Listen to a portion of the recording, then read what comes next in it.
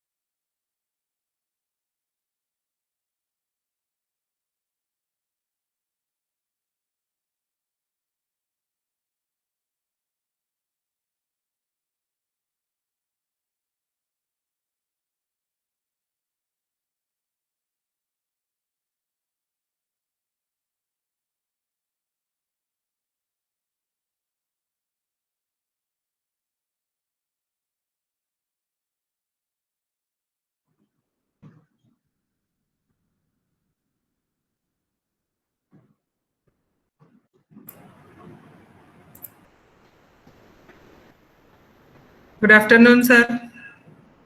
Madam, namaste. Yeah. I think there is something wrong with the system. Okay. Camera, I can't find your camera. But anyway, I am in. You please go ahead. Yeah, fine. Sir, Dr. Mitesh Kumar is there, scientist CE, Library Science from INFLIBNET, Gandhinagar. And Dr. Yeah.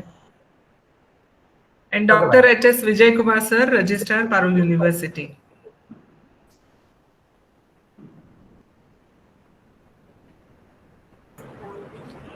Mitesh sir, please unmute. Yes, unmute yourself. Yeah, sorry. Thank you, sir, for giving me an opportunity. Thank you, Mitesh Kumarji. Madam, please go ahead. Please go ahead with the program. Yes, sir. Thank you for your joining us our meeting webinar.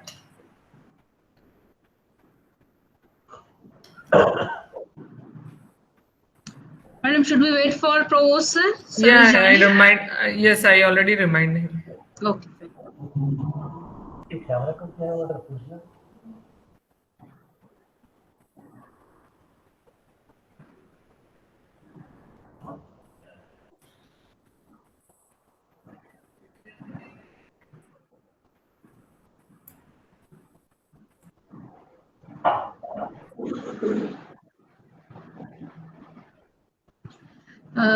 Mitesh, sir? Yes. So nowadays there are many journals whose ISSN number are same, but they are fake journals. Then it is not even in the list of UGC fake list or clone journal. So how can we identify such journals? There are certain websites from where you can identify, and there are one paid database is also there. Okay. You can identify from there whether that journal is blacklist and gray list, and there are so many lists are available, and from Okay. that list you can identify. I think one website is there that is called Blackwell something. Some website is there. I know that. I'll share in between. Okay, fine. The website is there, and they have blacklist. So if the journal appears in the blacklist, then you consider to be as a fake journal. So meantime, when we start this, I'll just have a look Now at we this. will start. Yeah, our provost sir, Dr. M.N. Patel sir, already joined us. Sir, Dr. Mitesh Kumar, scientist, C, from Library Science, INFLIBNET, Gandhinagar. Today's webinar I already expert, joined, but eminent somehow my speaker. camera is not working. Okay, If I'm okay. getting to open, but it get closed automatically. Oh, okay, okay. No problem, sir. So, Brijesh bhai, we can be live. Yes, you're yes, live. okay, fine. Yeah. Shall we start? Yes. So, good afternoon to one and all present.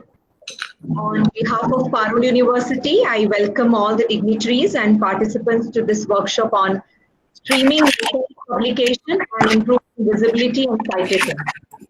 Organized mutually by Faculty of Library and Information Sciences and Internal Quality Assurance Cell, Parul University, in collaboration with INFLIBNET Center, Gandhinagar.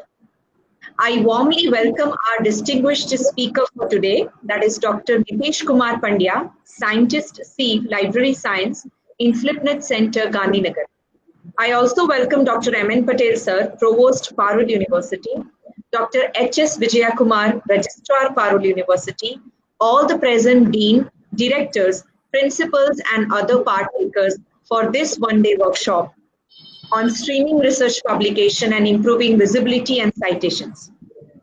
As we all know, research publications are utmost important for the researchers. However, appropriate streaming, visibility and citations of eminent piece of work is vital, but rather challenging. While being aware that publishing paper in a high quality journal can work out for increasing the visibility and citation, however, this session will discuss that not only the quality of paper and journal, but there are so many other aspects and research tools one must be acquainted as to how to search the H index in short time and enhance the streaming research publications. Facilities such as INFLIBNET Center can prove as a support system for the quality aspirations. INFLIBNET Center, that is Information and Library Network Center, is an independent inter-university center of the University Grant Commission of India under Ministry of HRD located at Gandhinagar, Gujarat. INFLIBNET provides an up-to-date platform to the university libraries and information centers in India while connecting them through a nationwide high-speed data network using the state-of-the-art technologies for the optimum utilization of information. Taking the workshop forward, I would like to introduce Dr. M.N. Patel Sir, Provost, Parul University. Dr. M.N. Patel Sir is a passion-driven educationalist and visionary who has made a significant mark in the scope of higher education within the state of Gujarat and nationwide. He currently stands as the Provost of Parul University, a civil engineer with PhD from DD University, Nadiad. He has worked as a Vice Chancellor of Gujarat University for a period of 3 years and Principal LD College of Engineering, Ahmedabad, Gujarat for 10 years. In addition to his prominent designations, he has also invested his extra efforts through membership in various committees such as Member of Association of Indian Universities, Governing Council, Member of Governing Body in Indian Institute of Management, Ahmedabad, and many more. We also have Dr. H.S. who has a long experience of 37 years in the professional field, which has a position in teaching and administration at University of Agricultural Sciences, Dharwad.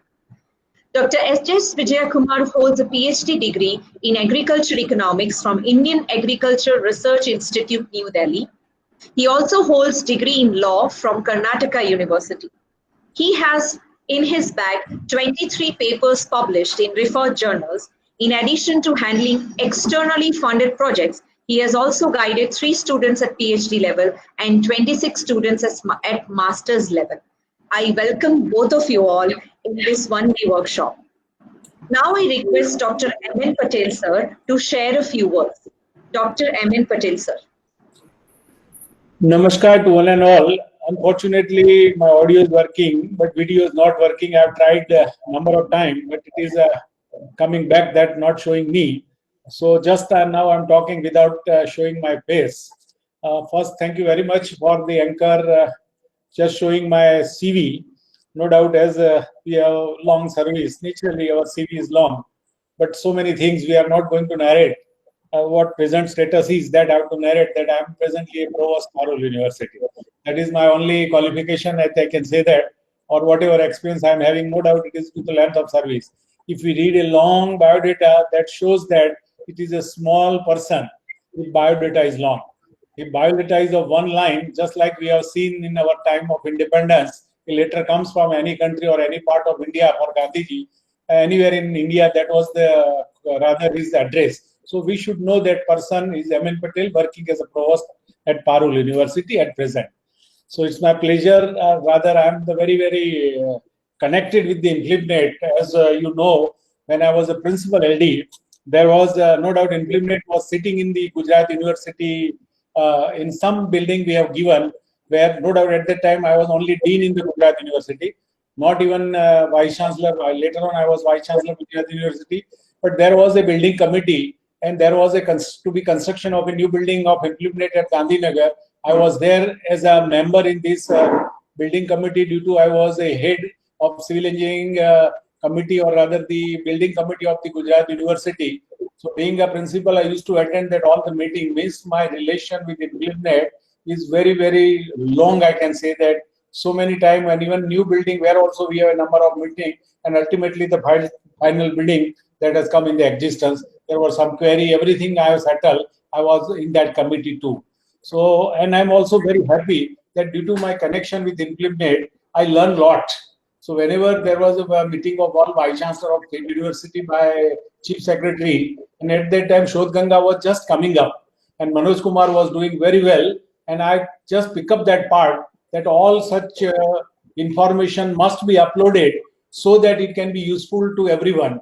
And I requested at that time, the chief secretary was Pandya sir. Sir, I have started to upload my thesis of Gujarat University on the website of Shodh Ganga. You also pass the directive to all state university vice chancellor, so that within coming 3 or 4 months, all thesis must be uploaded, and it can be useful for the further research work if anyone is interested.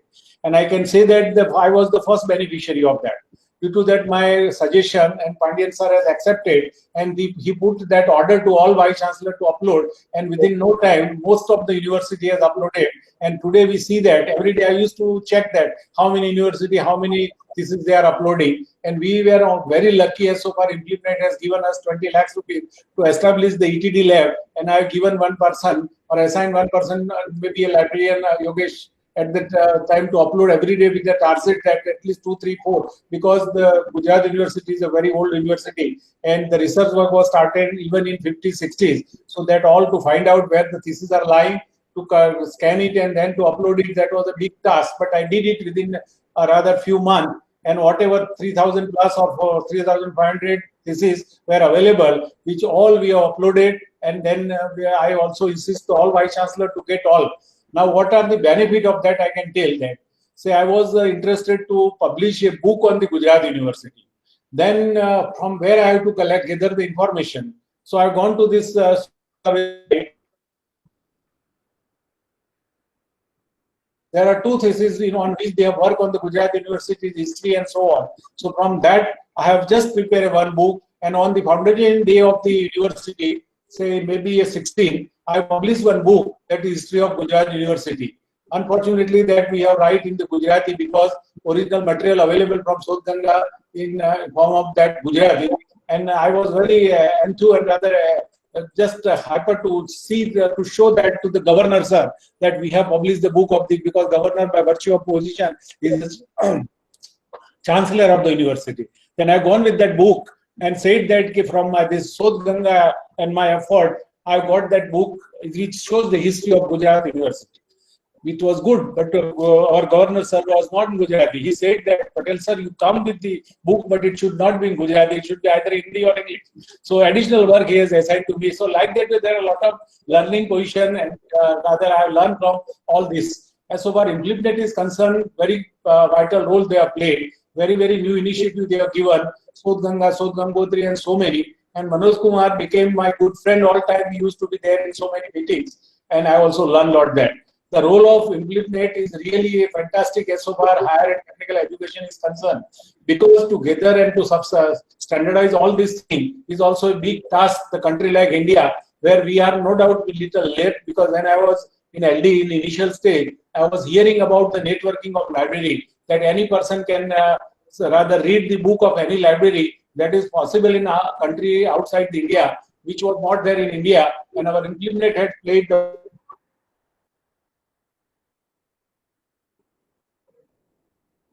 3, 4, 5 lakhs, whatever research have come out, it is uploaded on the website of Sodh Ganga. This is regarding my association with the INFLIBNET.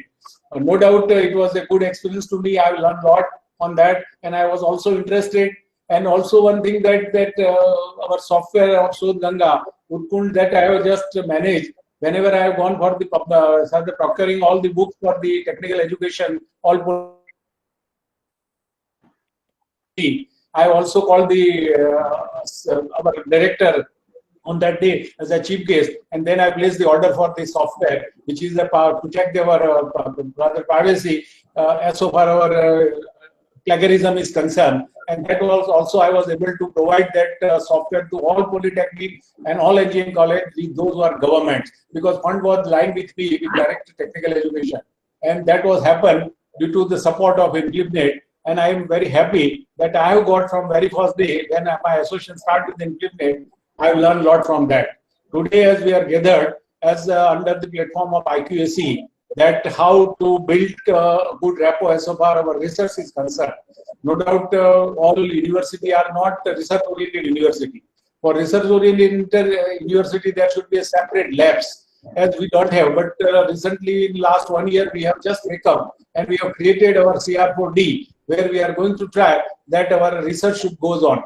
But as far as PG education is concerned, especially Gujarat University, where about nearly, I can say that 200 teachers are there, and all teachers are going to publish at least 5-6 papers. Obviously, the thousands of papers can be out, and due to that, you see this time the Gujarat University is ranked ahead in the list of NIR, as we are knowing all. But as far as university like Parul, where we are no doubt being an old organization, but as far as university is concerned, our research part is based on the postgraduate and the PhD. PhD program we have made more activated. A lot of PhD guide we have rather given the permission to the teachers to be a guide for that.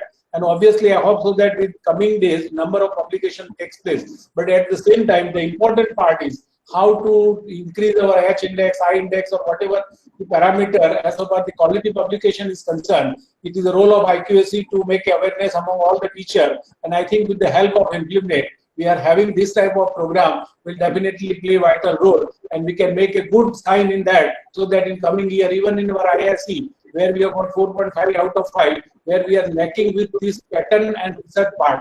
Hope so that in coming days, this will also, we can make it to some height, and ultimately we can increase our ranking anywhere, whether it is NIRF, NET or IIC. So my best wishes to all participants, those who are going to take part in this, and also that our resource person, Mr. Mitesh Kumar, will give something which will be useful or which will give the good knowledge to our teachers and those who are the viewers, will help our research work to a quality work. And with these best wishes, I just hand over back to Dr. Dhaval. Please. Thank you, sir. Thank you for your valuable inputs. So let us get acquainted to our expert today. Today we have with us Dr. Mitesh Kumar Pandya, Scientist C, Library Science at INFLIBNET Center. He completed his Masters of Library Science from Gujarat Vidyapeeth, Ahmedabad, and was awarded PhD from Sardar Patel University, Vallabh Vidyanagar. Currently, he is responsible for book and thesis database and a core member of database management and R&D group at INFLIBNET Center. Prior to joining the center, he was working with Indira Gandhi Institute of Development Research, Mumbai. His specializations are in the area of linked data, thesaurus, library automation, reference management systems, content management systems, research report writings, research data management, etc. He teaches in various workshops, refresher courses, and orientation programs, and has served as a visiting faculty at the Department of Library and Information Science, Gujarat University. Sir, we are pleased to have you here. Thank you so much for sparing your valuable time. I request Dr. Mitesh Kumar Pandya to go ahead with the session. Thank you, madam. I'll just share my screen.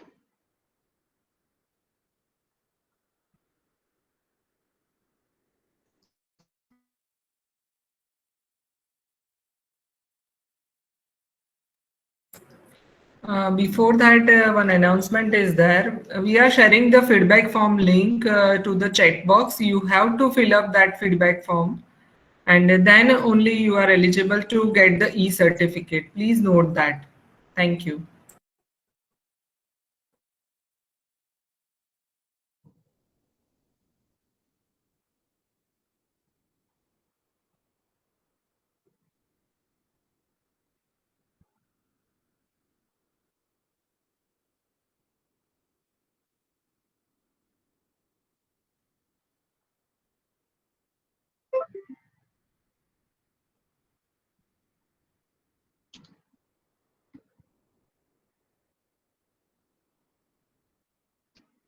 Yes, sir, it's visible.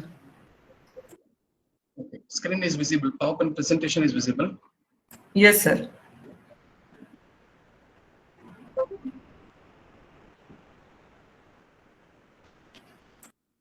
Okay. Thank you very much, MN Patel sir, for sharing your experience with INFLIBNET. I know that when I joined as a scientist here, you were there in the building committee, and we had a small interaction when you were invited here for one of the programs in INFLIBNET. And I'm very much thankful to our director, Honorable J.P. Singh Jurel sir, for giving me this opportunity to share my ideas with the faculty members and researchers of Parul University. I'm very much thankful to Dhaval madam for inviting me to conduct this program. So today's topic, I'm starting with how we can improve the visibility of our research papers and how this can be popularized among the researchers.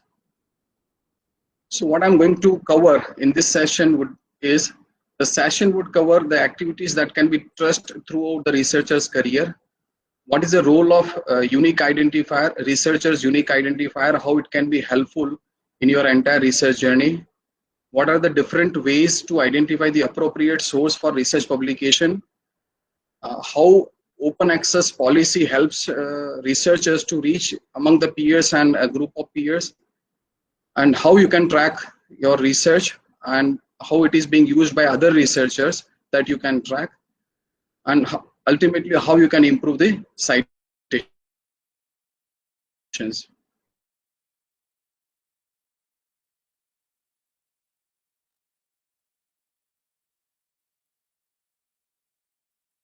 now the major play can be helpful in increasing the research publications in visibility and citation. So first of all, what is that we need is we require one unique identifier that is known as ORCID. Most of the publications are linked with the ORCID so that it can be tracked anytime. Another one is how you can identify appropriate source for publication. Then how you can market your research work in the conferences, advertise your research work in the conferences. Then how you can consider your research to be published in open access journals and publication resources. It may be magazine, it may be journal publication, or it may be some newspaper or some article. Next is how you can share the research data. What all platforms and tools are available where you can share your research data. See, when we are doing some research, there are so many researchers working on the same area. We don't know what all research is being carried out by some other researchers. So in case if we are advertising on social media, we'll be able to connect with the other researchers. So advertising your research work in social media is also one of the important aspects which we have to know about it. And ultimately, what research you are conducting, how many people are using, ultimately the H index or the number of citations which you are receiving as a credit, that makes academic contribution from researchers. So the research activity starts with assessment. So there are certain tools and techniques are available. There are 6 major components: assessment, discovery, analysis, writing, publications, and ultimately the outreach.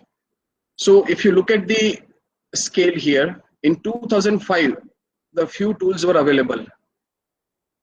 With the advent of information and communication technology over a period of decade, there's so many other tools and technologies are deployed in the area of academic research. So if you look at the 2005's period, the few portals were available for assessment: F10,000, F1000, Directory of Open Access Journals, and others. Over a period of time, there are so many tools which appear to be useful for assessment. Mindly is there, PLOS One is there, Researcher ID is there. Okay, then slowly ORCID has taken over the place all over the world. Now next is the discovery. These are the tools and techniques available for discovery. Suppose if you are looking for some particular subject, let us say it is economics. So in case you are working on economics or philosophy or any other subject, there are certain tools available which allows you to find out the dedicated information which is available on the portal. Suppose if you look at the philosophy, so there's one platform called Phil Papers. So if you go to that particular platform, you will be having lakhs of publications which are available on philosophy. If you go to RAPAC, this is research papers in economics. So if you go to the RAPAC, you will be having lot of publications which are concentrating only in economics. So likewise, there are so many different platforms are available which are very much useful to individual researchers, and we have to learn about it, we have to understand about it, so that we can contribute best of our from our side, and we can avoid the duplication of the work which we are doing in our research work. Now the third one is analysis. Now there are so many tools are available. This Python is available. Okay, Python is a good programming language, and it allows you to analyze your data also.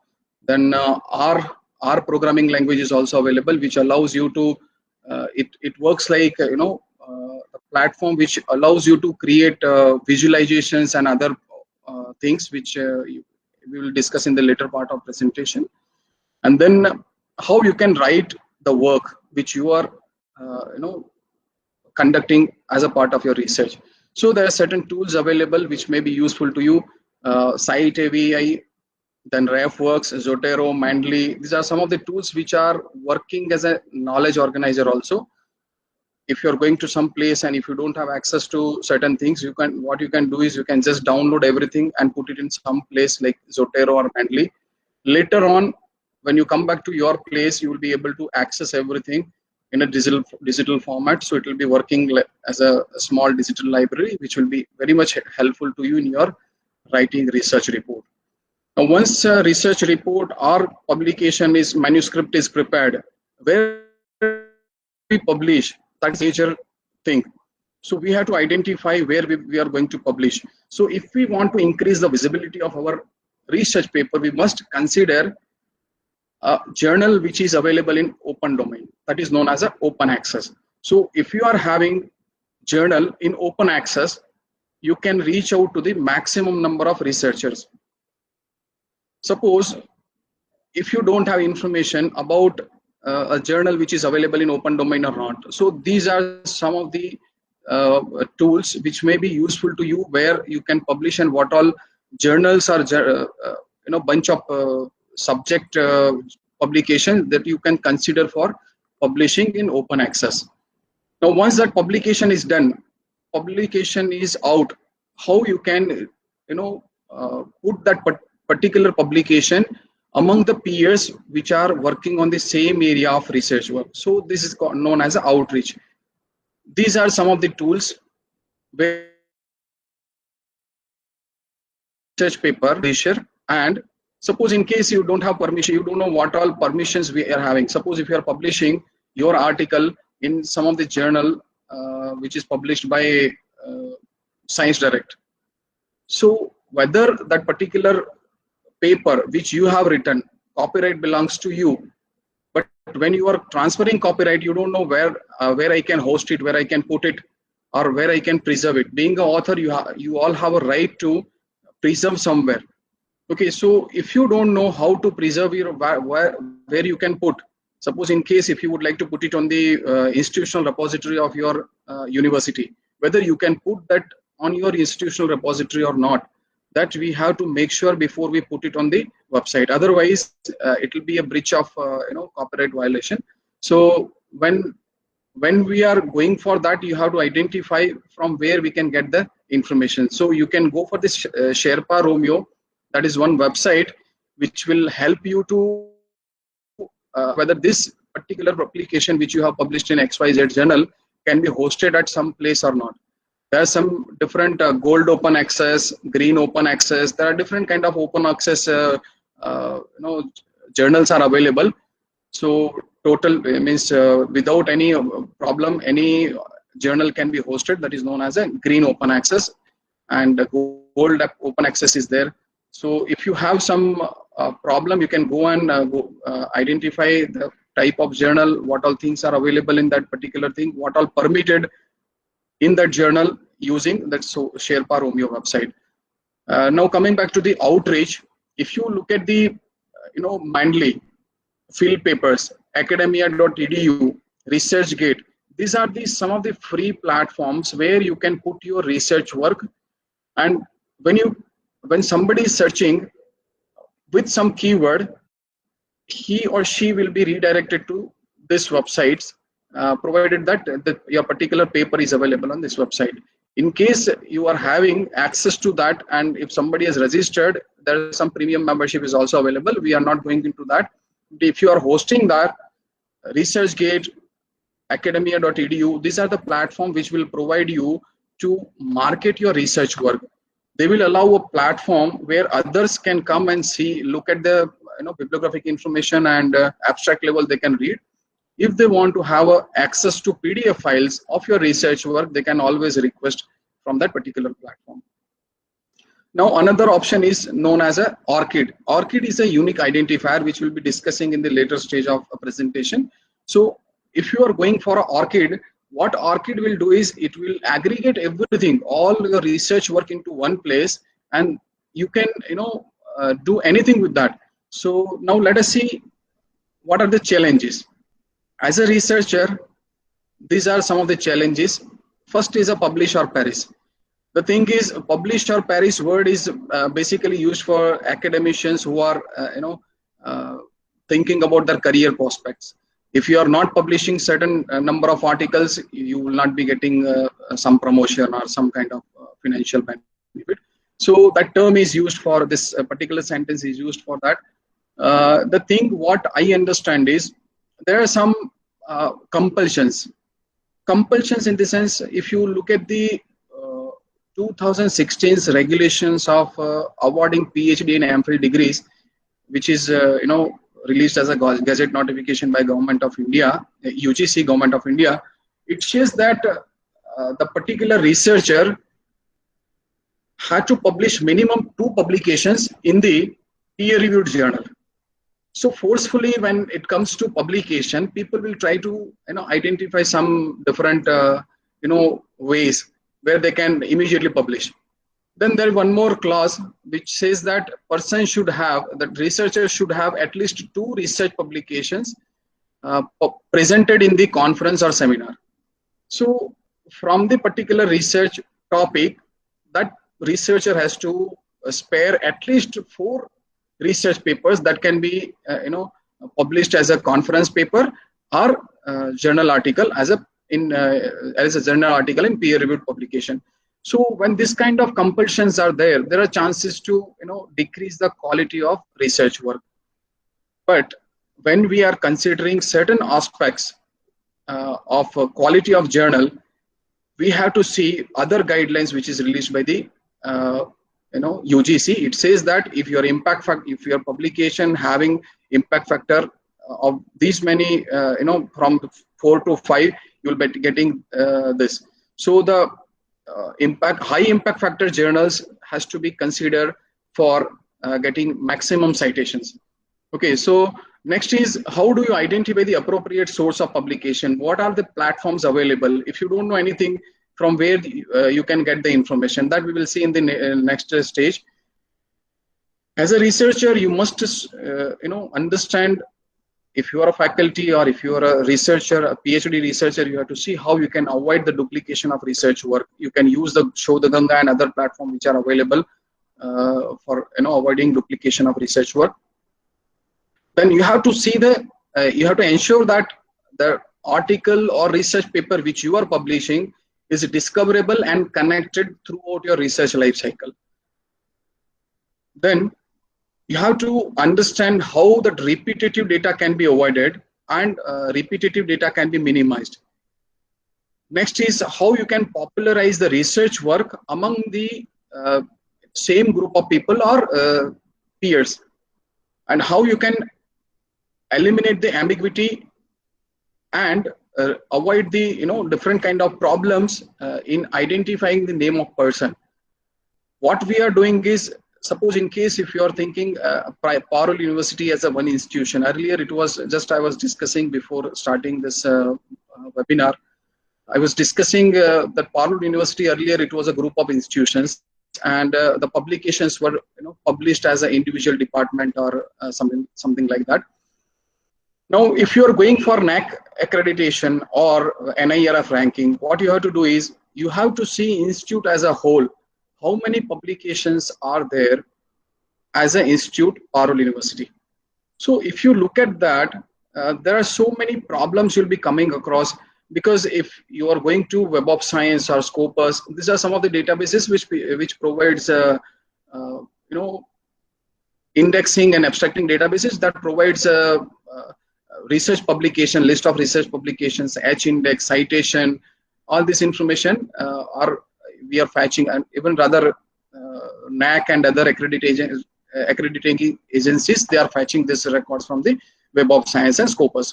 So how you can eliminate this kind of problems, and you can create one umbrella, and from there everything can be fetched. So these are some of the tools which I'm going to discuss. What is the requirement of academic community to understand unique identifier? Now, if you look at the screen, you can see here Wang H, Wang HG, Wang H. These are some of the different authors, but they are considered as a one. So I .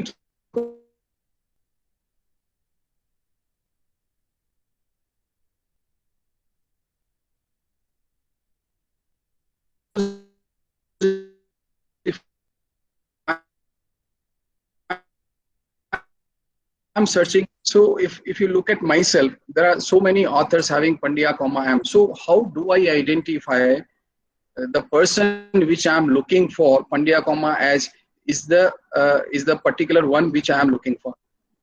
So to avoid that disambiguation, there are certain tools are available. What all tools are available, which we will be discussing now. First, you have to understand what is the author affiliation. Let me talk about my own self. Prior to joining the INFLIBNET Center, I was working as a in the Indira Gandhi Institute of Development Research, which is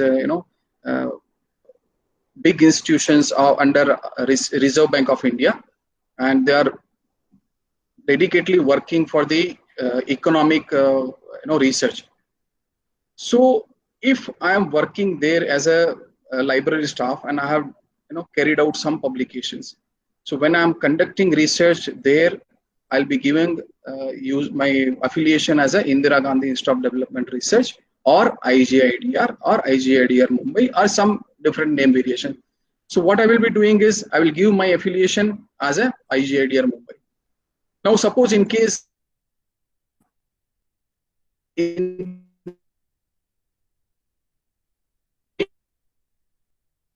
time IGIDR application that will be transferred to the, if I'm given an opportunity to change the affiliation, author affiliation. So that will be transferred to this INFLIBNET. If it is published, then there is no problem. But if it is not published, being an author, you can say that these many publications I am having.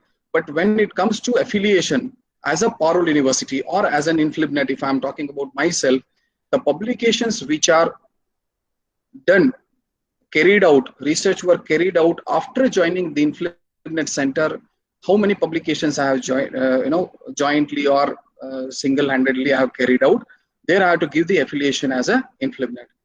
The name variants are there. We have to make sure that we are giving appropriate name. If you say INFLIBNET Center as a small form, I can give also Information and Library Network Center. So we have to see the author affiliation, how affiliation is written. Each and every database, like if you talk about Web of Science, if you talk about Scopus, they all are having their own strategy to give the unique identifier to the institutions. So if you look at the organization as a whole, they will be giving one unique identifier, one unique number, using that which that particular organization can be identified. So we have to see what all problems we are facing and how that can be avoided in the days to come. So we have to see the author affiliation, interoperability in scholarly communication, how we can improve the research assessment, avoid repetition of same work, and the transparency in the scientific activity. Now, the major problem we are facing as of now is our affiliation. What is ORCID? ORCID is a unique researcher's identifier. You must be having Aadhaar card. So the Aadhaar number is a unique number as a you are a citizen of India and you are having, it is not the proof of citizenship, but you are having Aadhaar card means it is unique number assigned to the particular person. Same way, if you are a researcher, the ORCID ID would be assigned to the particular researcher. This is totally free. You can go to the orchid.org and register yourself. What as a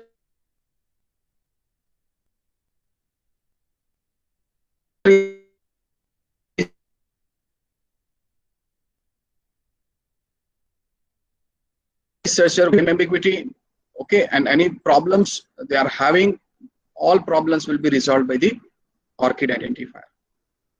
Now, why do we need identifier? So the Tim Berners-Lee says that web was designed as an information space with a goal that should be useful not only to the human but human communications also, and machines would be able to participate as one of the participant.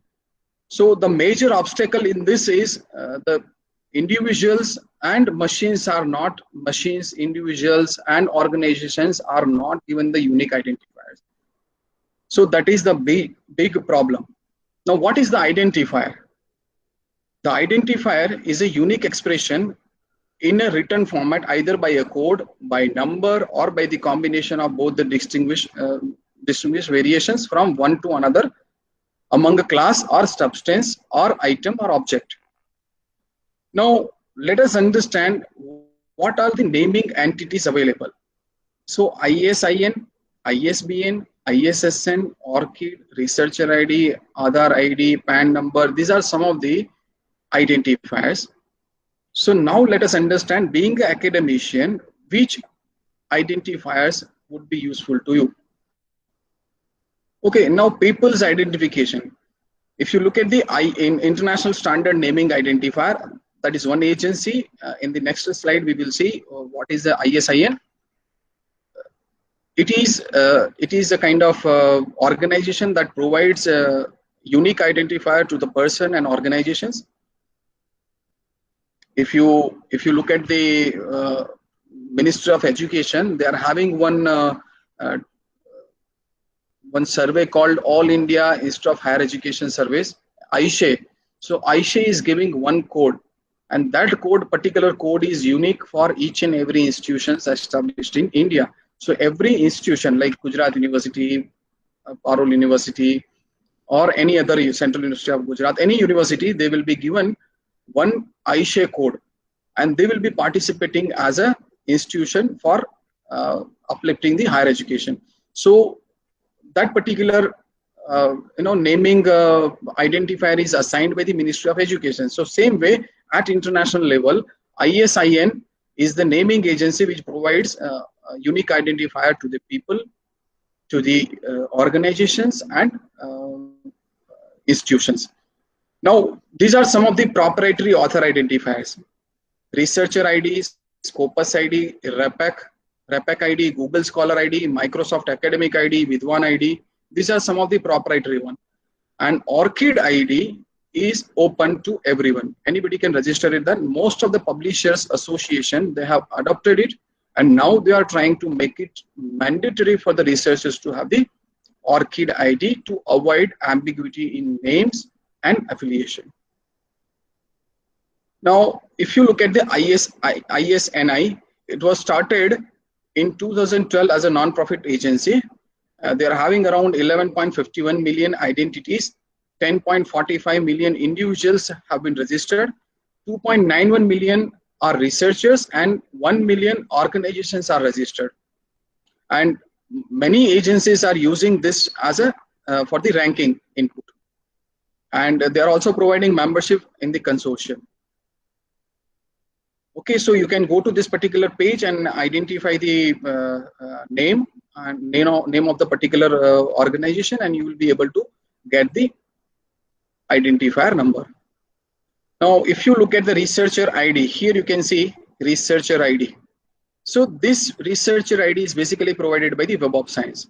So if you are a researcher, every researcher will be assigned one researcher ID by the Web of Science, and as and when somebody is searching with this particular name or this particular researcher ID, all the publications which are listed under this researcher ID will be available in the same sequence. So this will be provided by the Web of Science.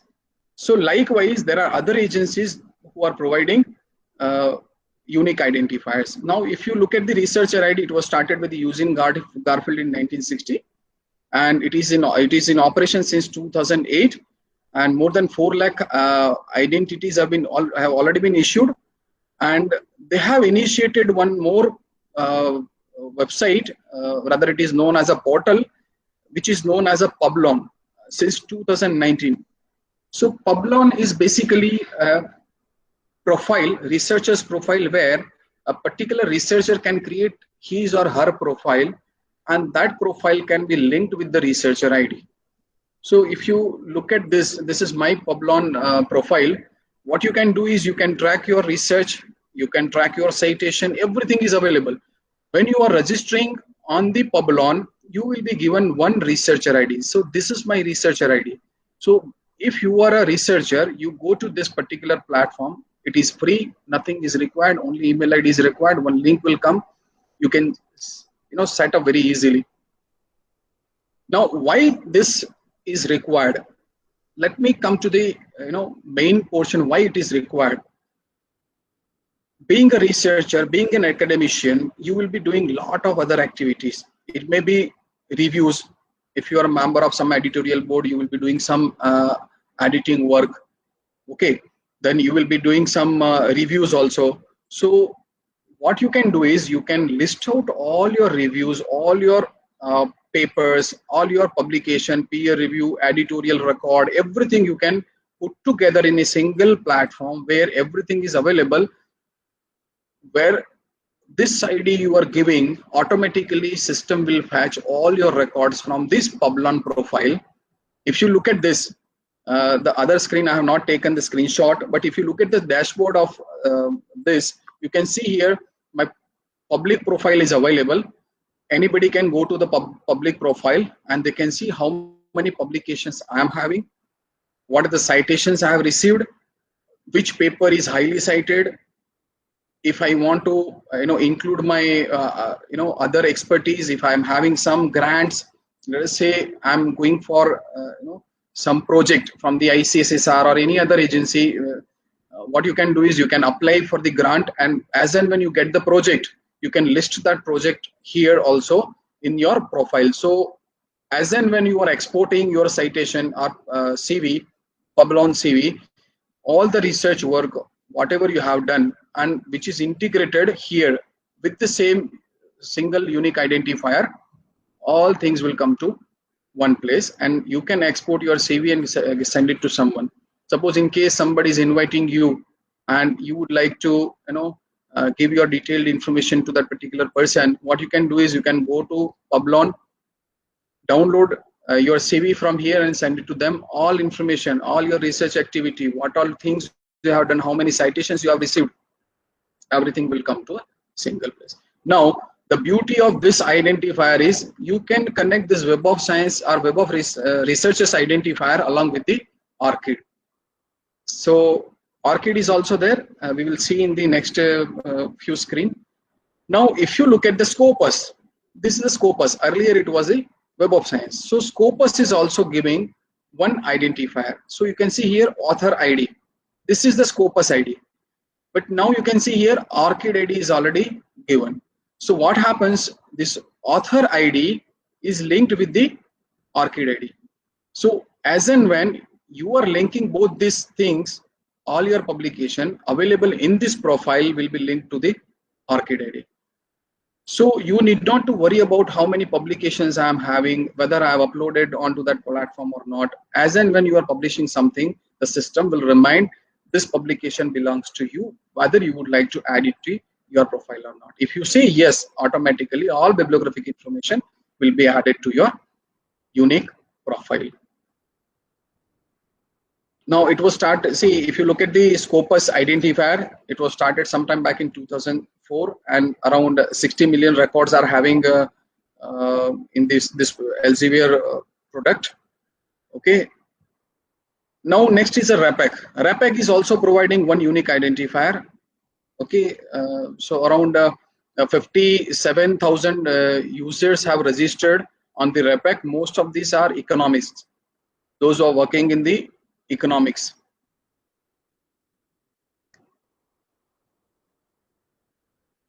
Now we will be talking about ORCID.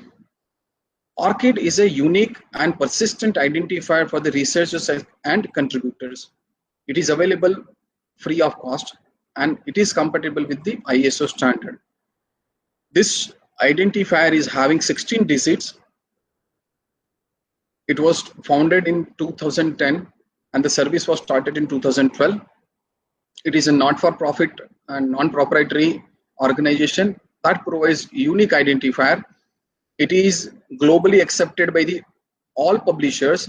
The Publishers Association worldwide, they have adopted ORCID as an identifier, as it is a not-for-profit organization, and that provides unique identifier to each and every researcher. So these are some of the statistics of ORCID.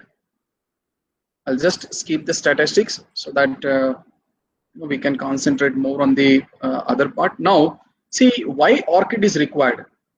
If you look at the this ORCID identifiers database itself, if I am putting myself or somebody's name, Ashutosh Sharma, you see here there's so many Ashutosh Sharma. I don't know which Ashutosh Sharma I'm looking for.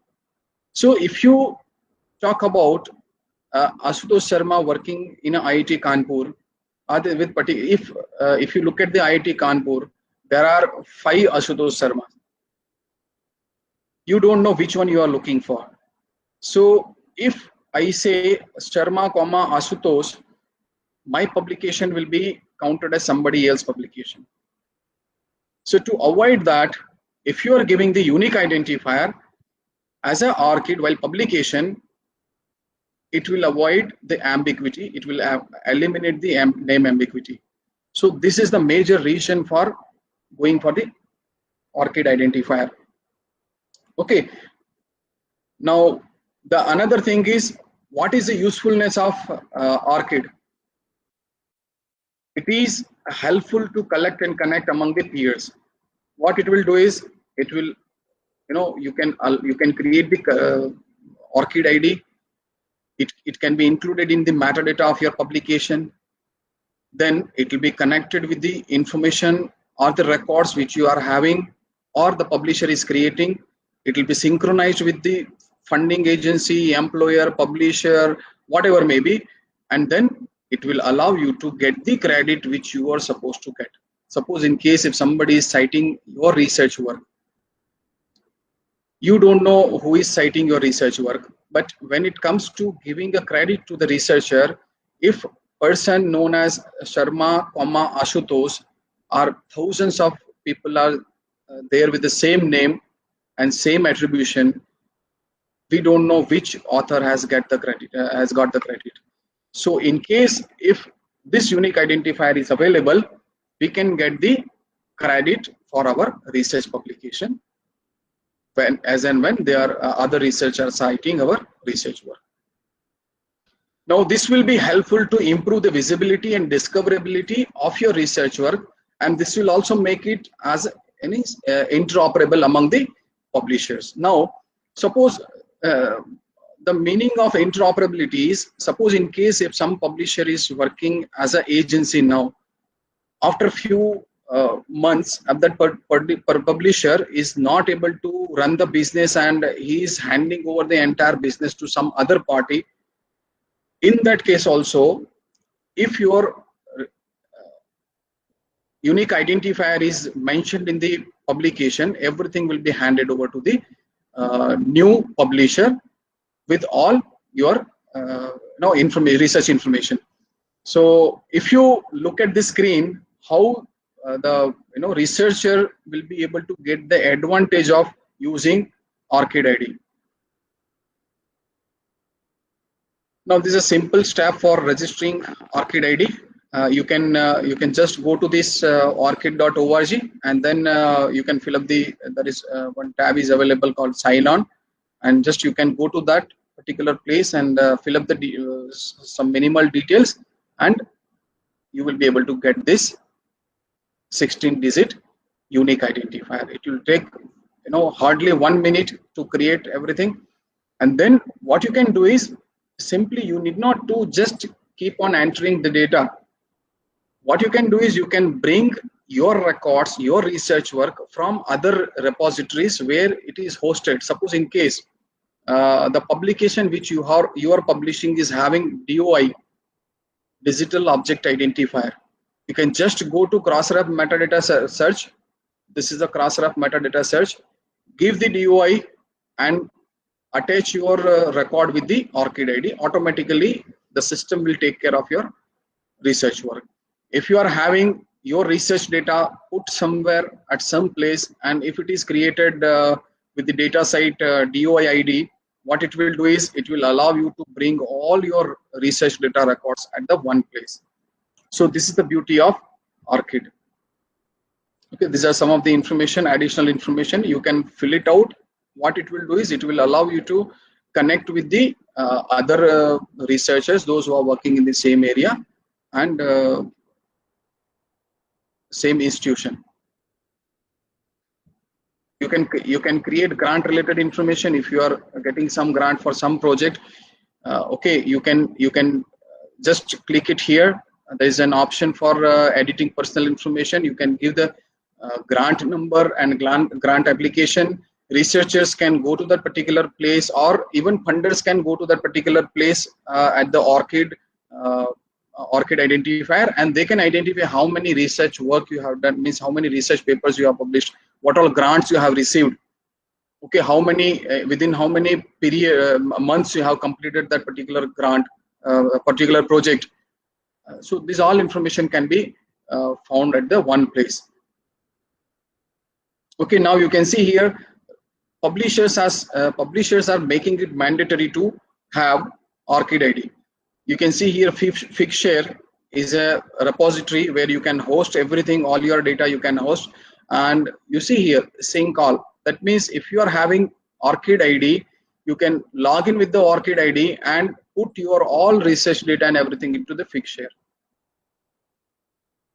Okay, so same way this ORCID integrated data citation tool is also available. It will help you to cite your data using this. Okay, so this is the flow of work. Author will generate his ORCID ID, then publishers will accept. It will be indexed in the Crossref, and once again you will receive as a publication from the Crossref. Okay, ORCID can be integrated with publisher, academic and R&D organizations and funding agencies. These are some of the benefits which you will be getting as a researcher. So if you are working as a researcher, what you can do is you can use this ID, researcher ID, for publishing your research work and put everything in a single basket, so that as and when it requires, you will be able to give everything from the single click. Now, you can see here some of the publishers, they have made mandatory, if you don't have ORCID ID, the publisher will not accept the publication manuscript. So if you look at the Royal Society, they have announced that if you are not having ORCID ID, we will not be able to accept your manuscript. So this is how slowly most of the publishers are going to adopt that, and researchers have to go for this. So I would request those who are watching this to create their ORCID profile and integrate all your research work at the same place, so that it can be useful in your future.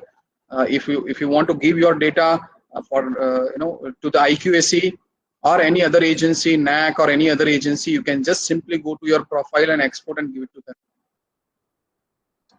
Okay. So if you are having ORCID ID, you can just simply submit your research work with using ORCID ID. You need not to do anything. You need not to go to the publisher's site for registering even.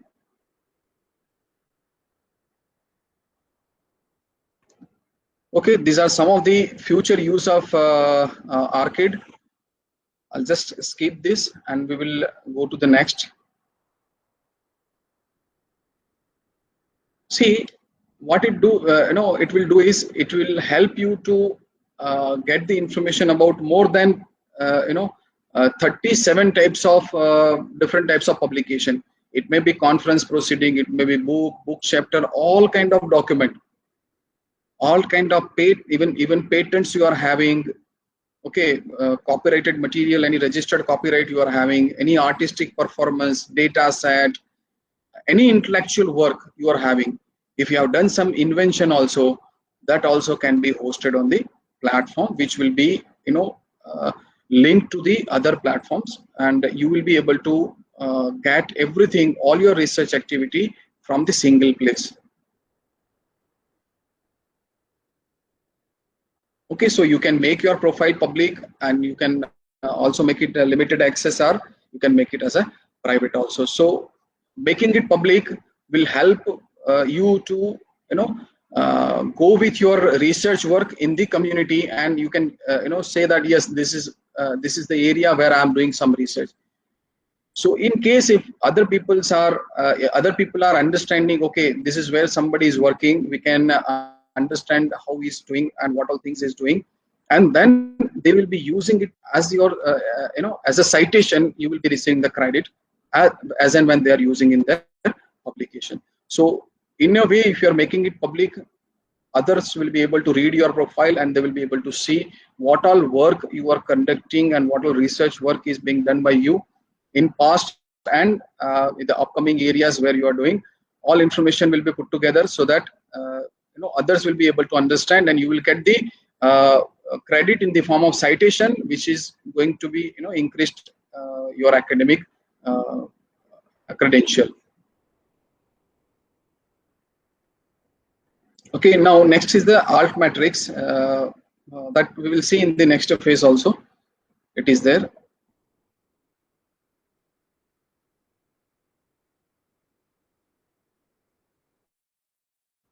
How they are disseminated, that we must understand. What we are doing is we are having so many articles, we are having so many things, but we are not able to disseminate among the other researchers. So if we are not able to showcase our research activity to others, they will not be able to understand what all information, what all research you are conducting, and then it will result into the duplication of research work.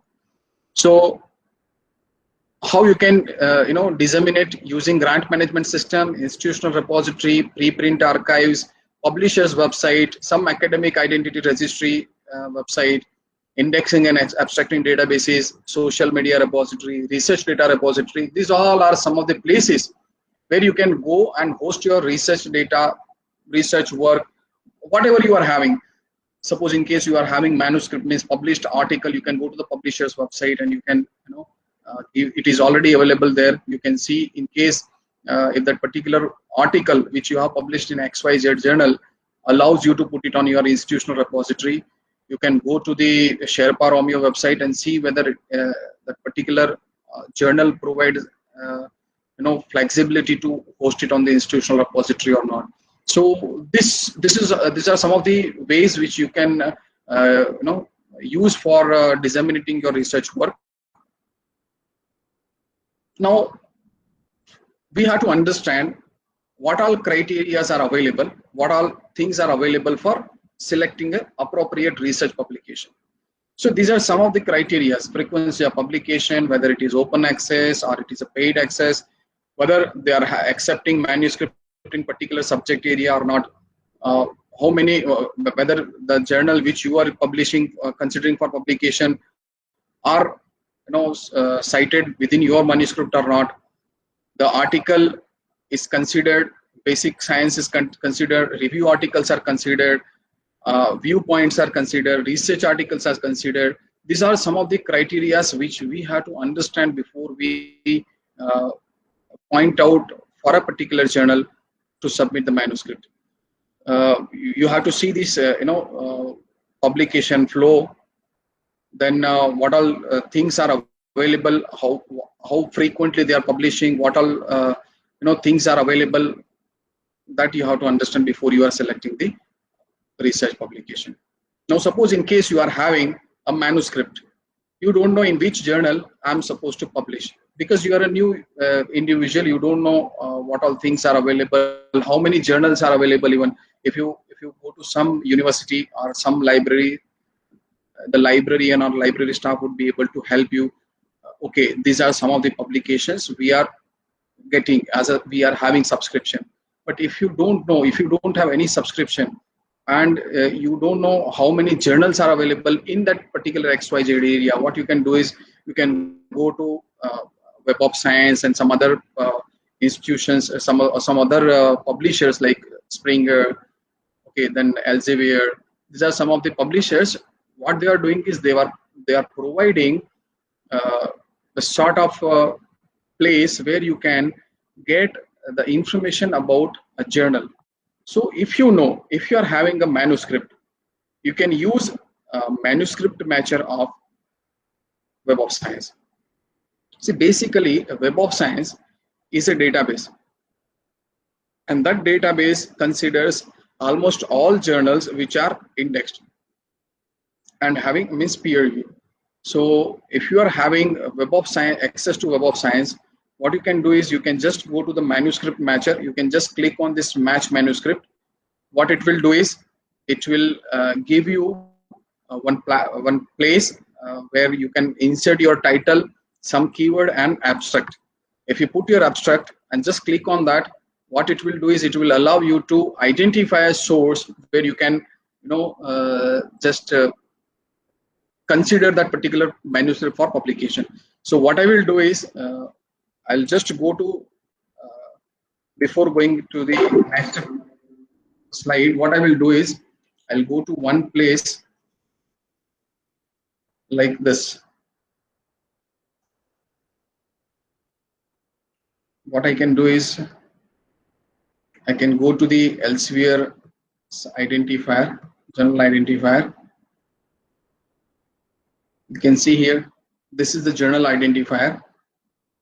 Now, suppose in case, find your journal. So if you consider Elsevier, only articles or journals published by Elsevier will be able to search. Now you see here, paper title. So what I will do is I've written one paper. That paper I'll try to find out. So if you look at this one paper which I've written,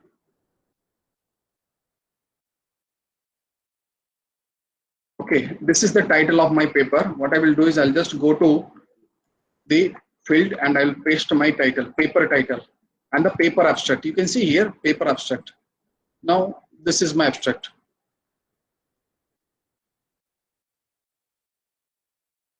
Just copy it and paste it at the appropriate place. Now you can see here, there's some keywords are available, but assume that I don't know anything about keywords, and even I don't know in which field this will be considered. Just I wanted to find out a journal which allows this kind of publication to be accepted. So by the title and the abstract, the mechanism of the internal mechanism of this journal finder will help you to identify the appropriate journal for this particular article. So what I will do is I'll just click on find journal and see what is happening here. Now you see here, site score. Okay, the first decision, how many journals are available total, you can see here, it shows that 52 publications are appropriate for this particular journal. And what all publication types are there? Open access, gold open access, and journal with subscription. So if I want to switch off journal with subscription, then the journal available in open gold open access will be displayed there. So you can see here, Journal of Informatics. So this is the journal. If I want to have more information about that, you just click on this down arrow key. What it will do is it will allow you to see the subject area. You can see here, computer science applications, library information science. The scope of this journal, you can read it out. Okay, this journal particularly considers bibliometric, scientometric, and webometric analysis, patentometrics, altmetrics, and research evaluation. So see, this is the internal mechanism of journal finder. Likewise, most of the publishers, they are providing this kind of facility which will allow you to understand in which journal I can submit my particular article. Now suppose in case you are having some problem with the language, some publishers like Wiley, Blackwell, and other, they are providing some services, some at free and some services are of course paid services, but you can improve your grammatical and other language related corrections. They will help you to do that. So this kind of journal finder will help you to identify the particular source of publication, and then you can see here basic information is available. In my first few minutes of session, I told that you have to consider the publication which are having, even Aman Patel sir also told, we have to understand how we can increase our H index and get the due credit of things what we are doing as an institution. So if you look at the impact factor, this is having high impact factor. 4.61 is the impact factor which will help you to get more citation.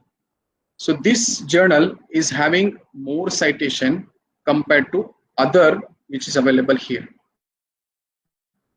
Okay. Now you can see Journal of Academic Librarianship. There are so many other journals available.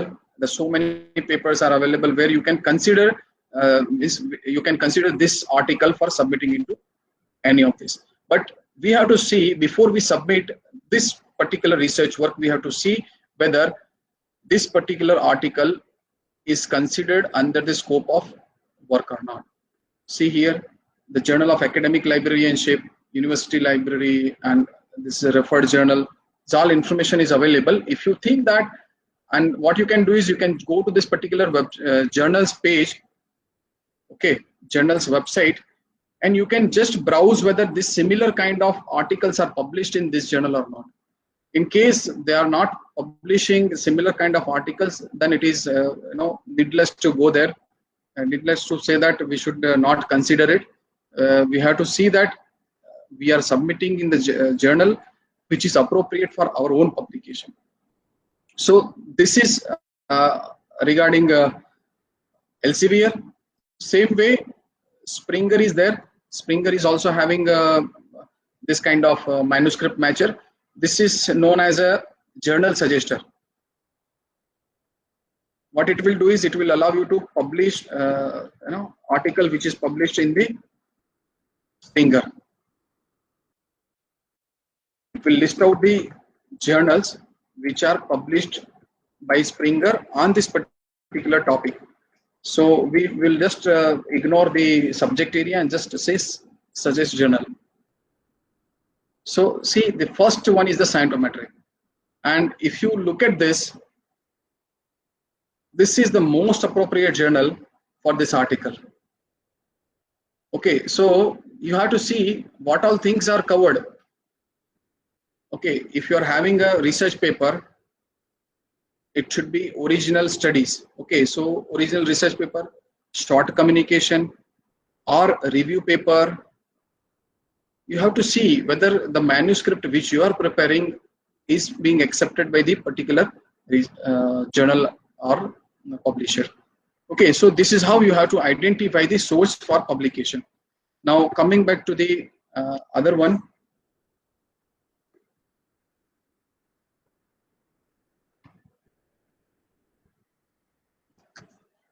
Now, the previous one was for the manuscript matcher.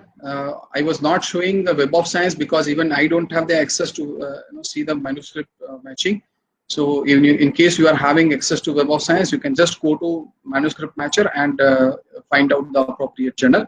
But just I showed how you can use a particular publisher's website for checking their particular source. So that's how you can identify the source for your publication.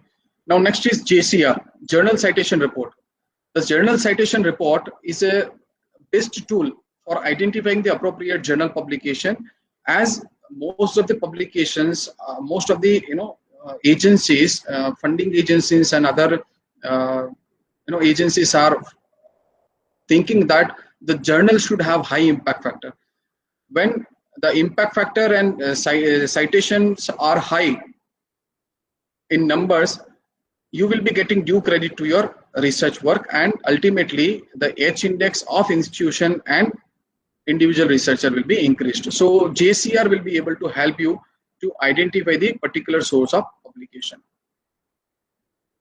Just we have seen how you can go for this. Even Scopus, you can go to the Scopus and just type your, they are also having this journal identifier. I'm not 100% sure, but it is there. UGC care list is there. You can go and particularly search there, and you will be getting some list of journals which are having that particular keyword or that keyword in the title. If you don't know anything about any publisher, nothing, just go to the journal identifier. This is covering around 29,000 different journals, and you just go to this journal identifier and put your keyword and abstract there. you will be able to get the list of journals which are accepting article on the given subject which you are which you have prepared.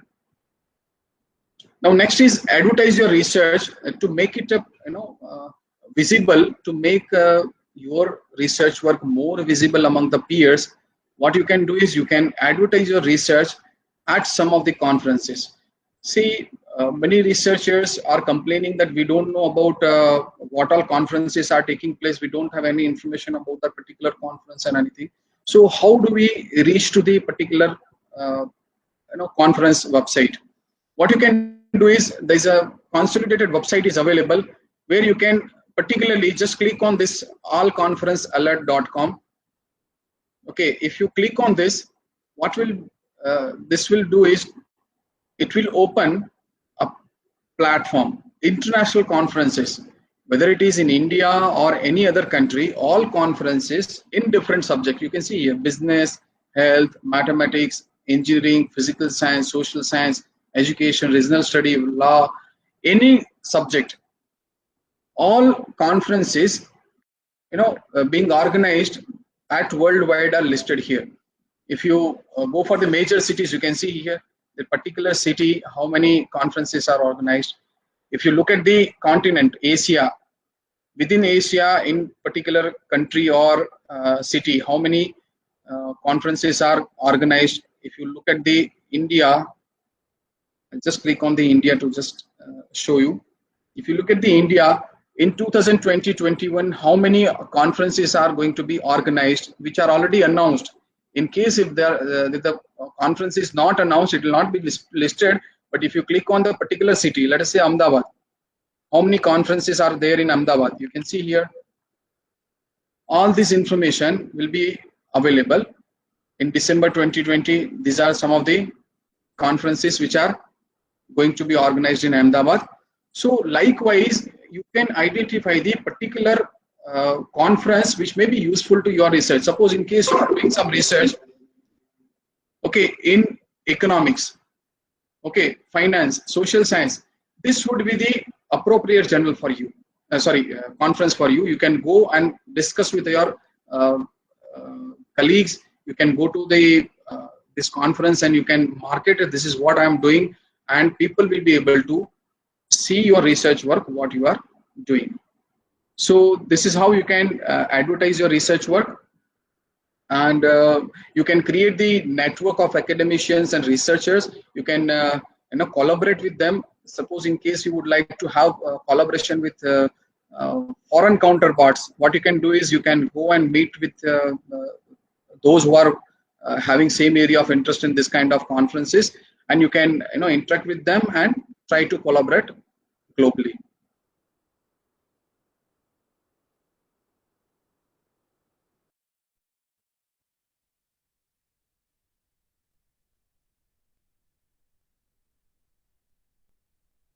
Applications are available to all through an online platform. They can read freely and search, and they can cite. The open access articles are better accessible compared to the subscription based content. Subscription based content is limited to the subscribers only, and paid content will be not available to everyone. So what we can do is we can go to some of the platforms like academia.edu, ResearchGate. These are some of the platforms where what you can do is you can go and host your publications, let others read it, and if they are interested, they will ask for the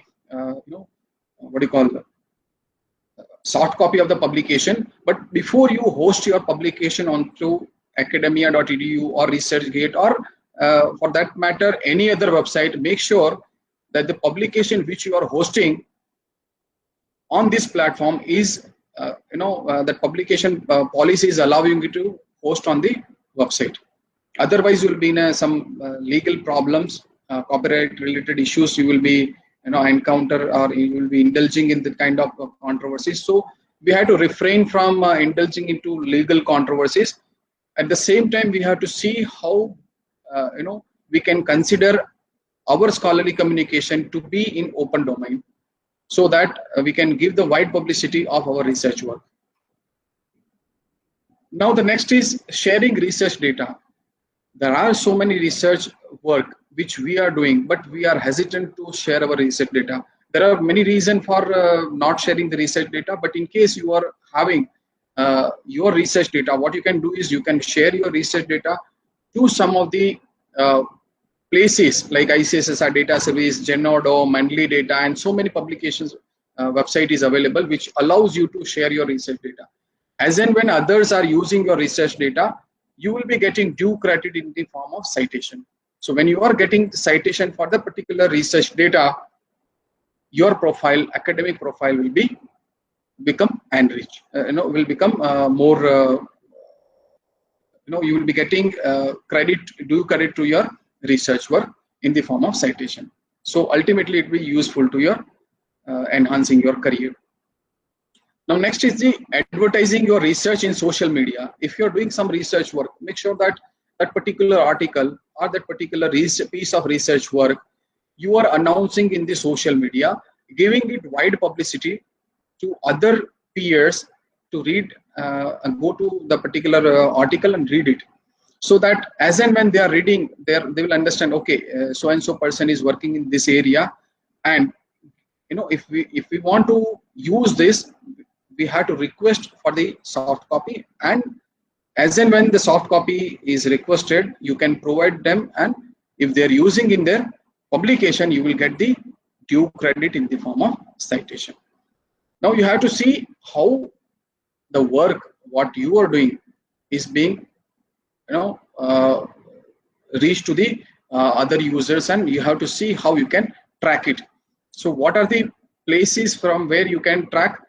The Scopus, Web of Science, Google Scholar, these are some of the platforms where you can go and check how many publications I'm having and how many publications have received citations. So if you are doing some research and if it is not used by others, that means the work which you are doing is not useful to others. That is why people are not citing.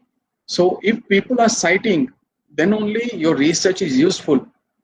So as and when you are getting citation, your H index and other things will keep on increasing. Okay, so you have to consider, you have to track the research work, and you have to track the usage of your research work. Okay, you can go to this publisher's website like Sherpa Romeo. What you can do is you can just click on Sherpa Romeo, and what it will do is it will allow you to see, suppose here if I am typing scientometrics,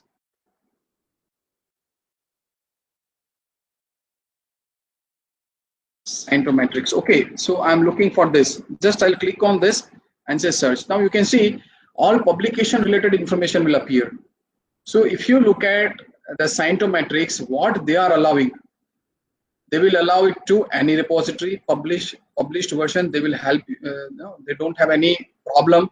The publisher, especially Springer Verlag, they are allowing copyright material to be hosted on any repository and journal's website. If you just enhance this, it will show that this is under CC by NC license. Copyright remains with the authors, and where they can host onto any repository. It will be available on it can be available on the PubMed Central also, or journal's website, and they can put it on the any website. So this is how you can see whether this particular, because this particular database is having all journal. Okay, so this is what all about my presentation. If you are having any questions, I will be very happy to give you the answers.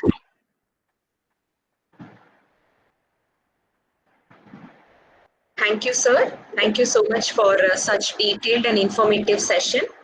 And I believe all the participants would definitely be benefited through the platform showed by you, as well as work out for more visibility and citations by the techniques demonstrated by you, especially the ORCID platform, which you have explained us step by step.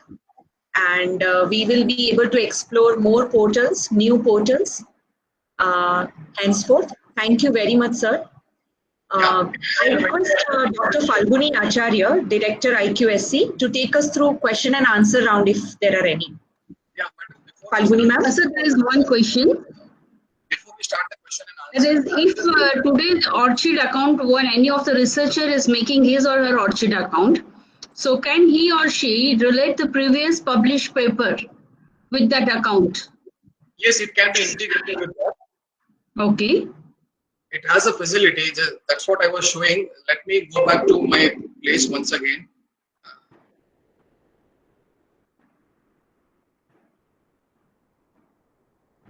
Okay, so here, if you are having links, if you have already published somewhere, you can go to the website of this, any of this, and you can link it.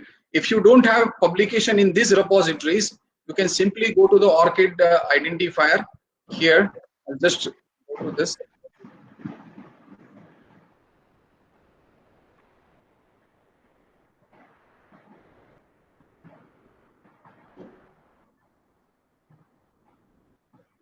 Okay, so this is the identifier which I am having. I created this identifier sometime back in 2000, I think 2017, 14, sorry, 2017 I had created, but all my publications are listed here. You see here, all my publication. There is, you just have to sign in. Once you sign in, the system will allow you to, insert all your publications and everything.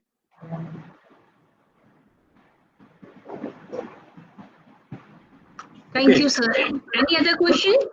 Madam, there are some tools which are available for the researchers. I'll just try to demonstrate some. Means I'll give Yes, sir, you can please.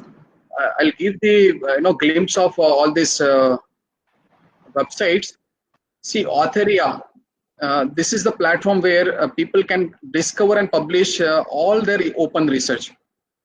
Okay. If they want to consider the research in open domain, they can come to this authoria.com, and then they can consider this for, you can see here 9,856 multidisciplinary research preprints are available, and on all types of subject, everything is available, and you can put it on open domain. Now this one more is there, PeerJ. PeerJ.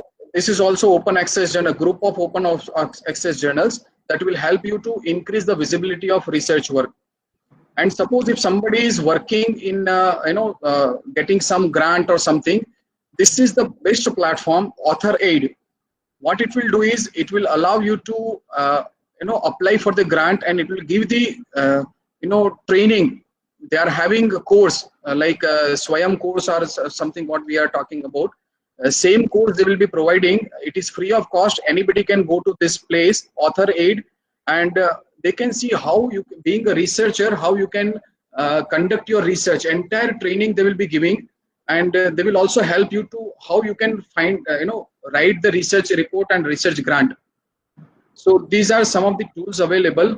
If you look at this PubPeer, this is the online journal club, which allows you to create and put everything onto a single platform and search everything in the open domain.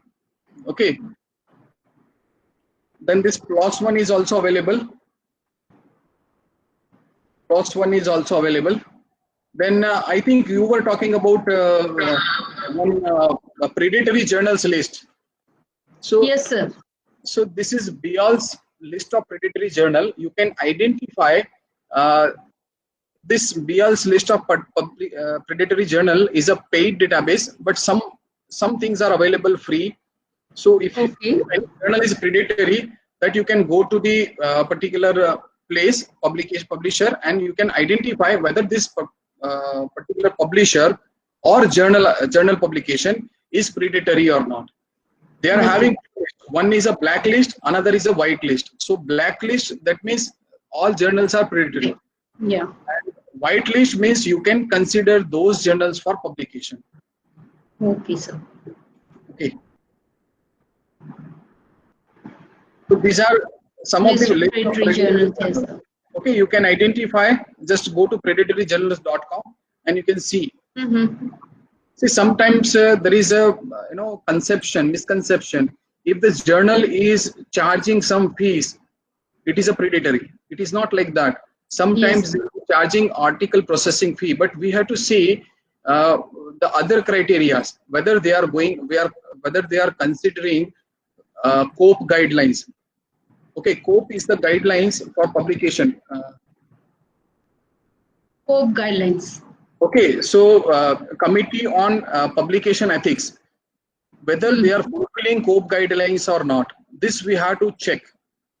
If they are following and they are charging article processing fee, I think we should not, reluctant means we should publish in that kind of journal. We should not be, it should not be considered as a predatory journal.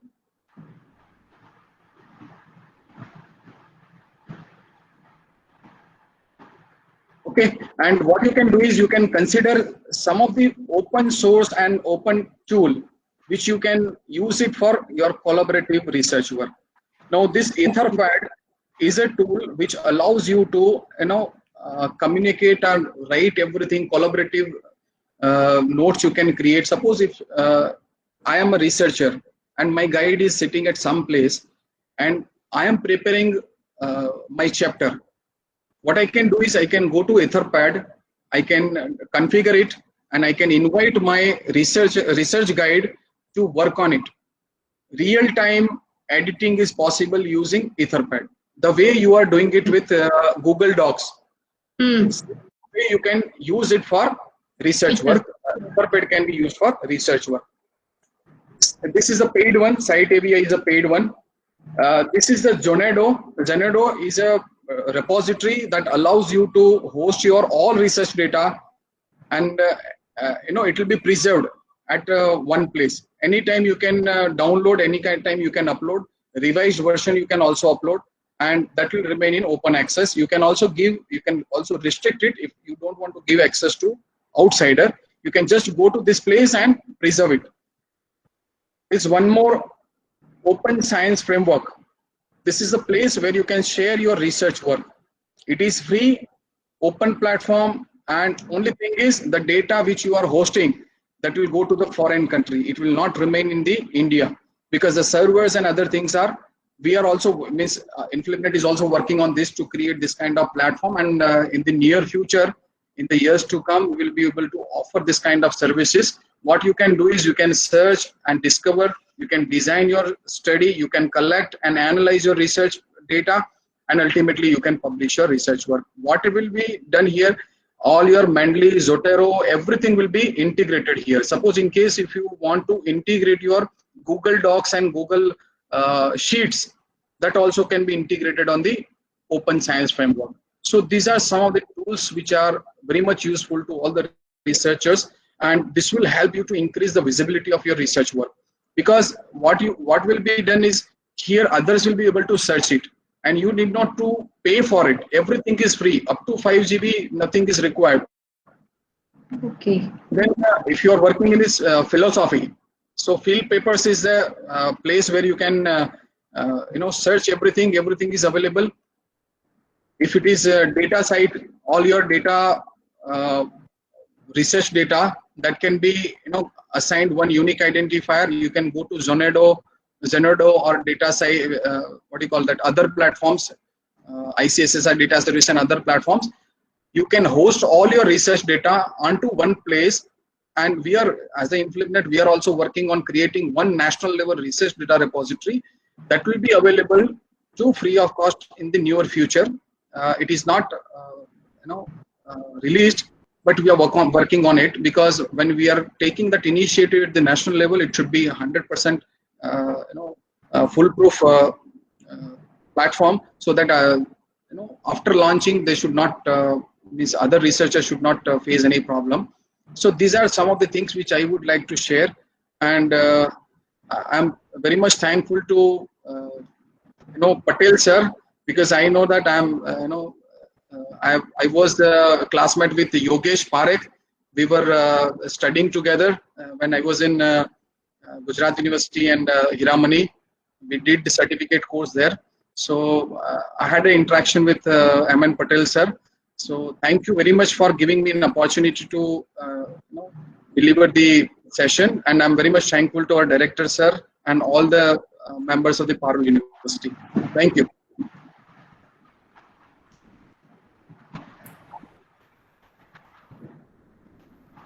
Thank you, sir. Shall we proceed, Falguni madam? Do Yes, we have kindly any other can. question? Okay. No, we don't have any other question. You can proceed. Thank you, madam. Thank you so much. I would request Dr. Dhaval Bain Bhatt, the Chief Librarian at Parul University, to deliver vote of thanks. Thank you, Kanan madam. On behalf of Parul University and IQSL, we from the very bottom of our heart express our sincere gratitude to Professor J.P. Singh Jurel's Director of INFLIBNET, Gandhinagar, for this collaborative webinar. Sir was also committed to join the webinar as a chief guest in the inaugural of the webinar, but somehow, due to his illness, he was unable to join. He has conveyed his best regards to all the researchers of Parul University. I would like to thank Dr. Mitesh Kumar Pandya, Scientist C, Library Science, INFLIBNET Center, Gandhinagar, for conducting an informative and extremely useful session. Really, it's very appreciable for the Parul University. We are very much thankful for you, sir.